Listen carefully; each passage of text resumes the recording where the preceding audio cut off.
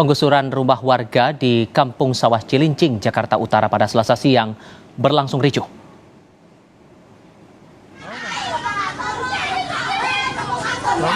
Kapolres Karawang AKBP Wirdanto Hadi Caksono memimpin langsung pengamanan eksekusi lahan dan rumah milik warga oleh Pengadilan Negeri Karawang. Assalamualaikum warahmatullahi wabarakatuh. Kami dari kelompok 2 ingin menjelaskan mengenai hasil diskusi kami mengenai kisah tanah hak milik, dampak dan solusi saat tergusur oleh pembangunan jalan tol. Sebelumnya izinkan saya memperkenalkan diri, saya Gina Anggita Fitriani bersama rekan saya yaitu Ayu Syafa Mutiara, Agnes Cynthia, Aziza, serta Masita Marasa Besi. Hak milik diatur dalam Undang-Undang Nomor 5 Tahun 1960 tentang Peraturan Dasar Pokok-pokok Agraria dalam pasal 20 sampai dengan 27 yang menjelaskan bahwa hak milik adalah turun-temurun, terkuat, dan terpenuh yang dapat dipunyai oleh orang atas tanah dengan mengingat ketentuan yang berada dalam pasal 6 yaitu memiliki fungsi sosial. Hak milik dapat dialihkan kepada pihak lain melalui pewarisan ataupun pembelian. Akan tetapi, hak milik hanya dapat dimiliki oleh warga negara Indonesia dan juga badan hukum yang telah memenuhi syarat. Selain itu, hak milik atas tanah ataupun bangunan juga dapat dihapus karena tanahnya jatuh kepada negara dan tanahnya musnah. Orang asing yang memperoleh hak milik akibat dari pewarisan tanpa adanya wasiat ataupun akibat dari pencampuran harta karena perkawinan, demikian pula juga dengan warga negara Indonesia yang mempunyai hak milik dan kehilangan kewarganegaraannya wajib untuk melepaskan hak milik tersebut dalam jangka waktu 1 tahun sejak diperolehnya hak tersebut atau kehilangan kewarganegaraannya.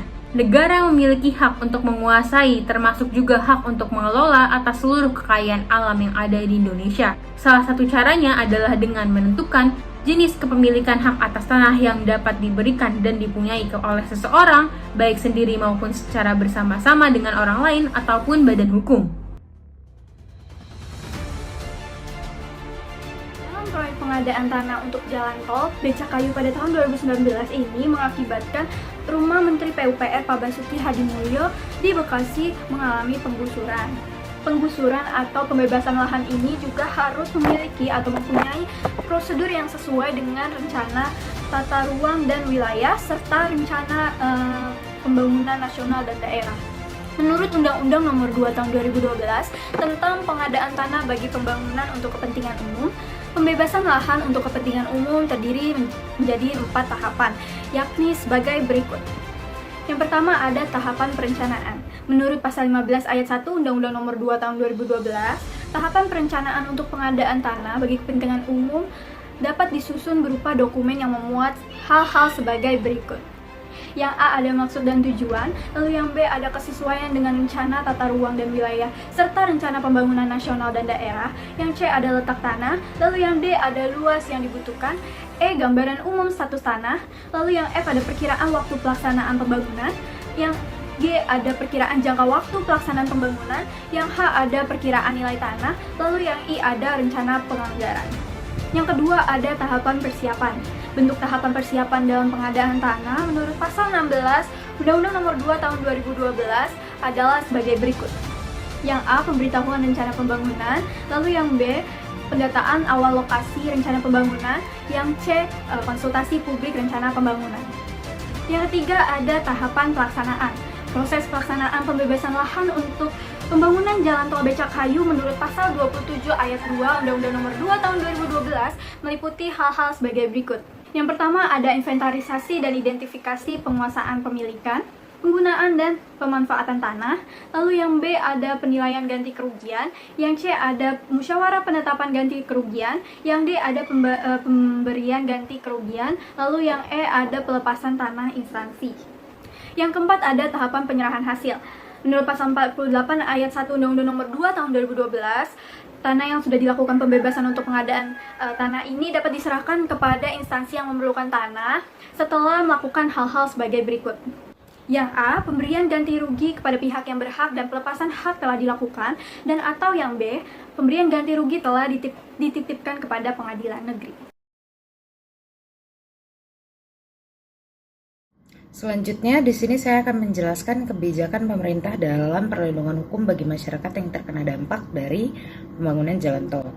Dalam hal ini, pemerintah dapat melakukan berbagai cara untuk mengurangi dampak negatif dan memperluas dampak positif dari pembangunan jalan tol itu sendiri. Melalui dua pendekatan, yang pertama pendekatan teknologi dan yang kedua pendekatan sosial. Dalam pendekatan teknologi, upaya yang dapat dilakukan pemerintah untuk mengurangi dampak negatif terhadap lingkungan yaitu dapat menggunakan teknologi untuk mengendalikan polusi udara. Langkah itu termasuk dalam kontrol gas buang dari peralatan dan kendaraan proyek. Selain itu, penanganan debu yang dihasilkan dari pengangkut peralatan dan material konstruksi dapat dilakukan dengan cara menutup tangki kendaraan pengangkut dan menyiram lokasi proyek. Selanjutnya, pemberlakuan batas kecepatan dan pengangkutan material sesuai kebutuhan, serta membersihkan ban kendaraan pengangkut setelah meninggalkan lokasi haruslah menjadi fokus utama. Untuk mengatasi dampak terhadap kenyamanan dan kesehatan akibat kendaraan proyek, pagar atau pembatas dapat dipasang untuk membatasi kecepatan kendaraan pengangkut material. Selain itu, manajemen lalu lintas juga diterapkan melalui pembangunan jalan akses sementara, pengalihan arus lalu lintas, dan pemasangan lampu lalu lintas sementara di lokasi beresiko. Yang kedua, dalam pendekatan sosial, pemerintah dapat aktif dalam mengajak masyarakat untuk memproses kebijakan ini. Sosialisasi harus dilakukan secara transparan kepada instansi pemerintah setempat dan masyarakat yang terdampak. Pemberian informasi melibatkan pengumuman peluang pekerjaan bagi penduduk setempat sebagai buruh dengan dukungan pelatihan untuk meningkatkan keterampilan mereka. Selain itu, pemerintah juga bisa meminta dukungan masyarakat dalam upaya pencegahan, pengurangan, dan penanggulangan dampak lingkungan yang signifikan.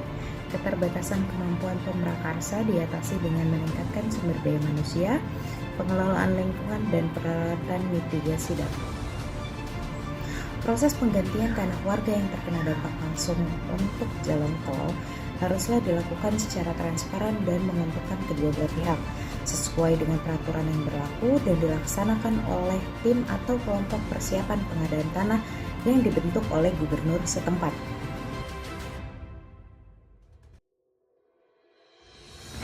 Lalu selanjutnya ialah bagian kompensasi, di mana pemerintah sendiri telah menyiapkan kompensasi tambahan untuk beberapa badan usaha jalan tol nih yang terkena dampak kebijakan rasionalisasi tarif tol tersebut. Nah, kompensasi tersebut berupa pemberian dana tunai dalam periode waktu tertentu, serta kebijakan rasionalisasi tarif tol tersebut ini ditujukan bagi ruas-ruas jalan tol di luar kota yang beroperasi setelah tahun 2015. Selanjutnya adalah kesimpulan, yaitu hak milik diatur dalam Undang-Undang Nomor 5 Tahun 1960 tentang Peraturan Dasar Pokok-Pokok Agraria, yang mana terdapat dalam pasal 20 sampai dengan pasal 27 yang menjelaskan bahwa hak milik adalah turun-temurun, terkuat dan terpenuh yang dapat dipunyai orang atas tanah dengan mengingat ketentuan dalam pasal 6, yaitu mempunyai fungsi sosial. Kemudian menurut Undang-Undang Nomor 2 Tahun 2012, pembebasan lahan untuk pengadaan tanah terdiri dari tahapan perencanaan, persiapan, pelaksanaan, dan penyerahan hasil. Kemudian upaya-upaya yang dilakukan pemerintah dalam penanggulangan dan meminimalisir dari adanya dampak negatif dari perkembangan dampak positif akibat pembangunan jalan tol, yaitu adalah dengan pendekatan teknologi dan juga pendekatan sosial. Dan yang terakhir adalah tentu adanya kompensasi yang diberikan. Sekian penjelasan dari kelompok kami mengenai kisah tanah hak milik, dampak dan solusi saat tergusur oleh pembangunan jalan tol. Kurang lebihnya mohon maaf. Wassalamualaikum warahmatullahi wabarakatuh.